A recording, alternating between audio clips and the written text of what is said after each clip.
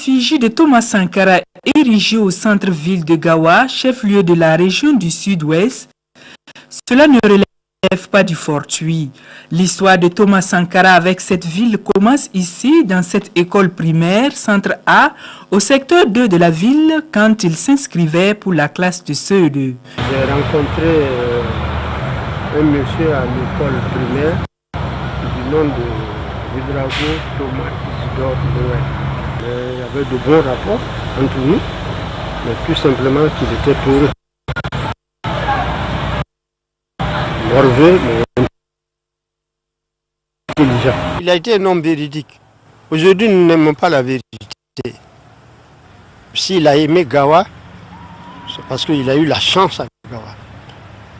Il a été bien instruit. C'est pour ça qu'il se rappelle de Gawa. Un amour qui s'est manifesté en diverses réalisations dès son accession au pouvoir. Parmi les réalisations qui ont marqué l'esprit des peuples du Sud-Ouest figurent la radio Gawa, le musée du Pony et la cité du 4 août. Des infrastructures accomplies selon les principes de la Révolution. Des habitants s'en souviennent encore, à l'image de Yamassa Sib, délégué communal à l'époque. La cité du 4 août. Là, vraiment, nous avons eu essentiellement et on a fini la cité comme il se devait, dans le délai. Il a réussi cela. Il nous a donné le jardin du Manamana et il a continué le jardin pour nous.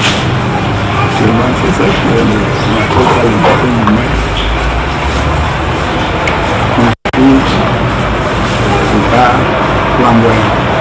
La cour des militants que vous voyez, c'est nous qui avons construit avec la main. Vous voyez, cité de 4 août, c'est nous qui avons fait avec la main. Ce n'est pas comme on a pris des gens, c'est avec des sablés, on travaille et on donne des sablés. Et c'est tout ce que nous donnons. Et on était contents de ce que Thomas Sankara fait. En dehors de ça, Sankara, il a fait organiser la première semaine nationale de la culture à Gawa. Il a fait construire un théâtre qu'on appelait Théâtre Palais Nani, là où a eu lieu la première semaine nationale de la culture. Par ailleurs, il a contribué à la propreté de la ville à travers l'opération Dougou Manamana, ou ville propre, dont le premier prix a été remporté par la ville de Gawa.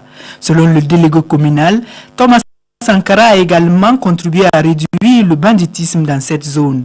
Et avoir une effigie de celui que l'on appelle l'homme du peuple constitue une fierté.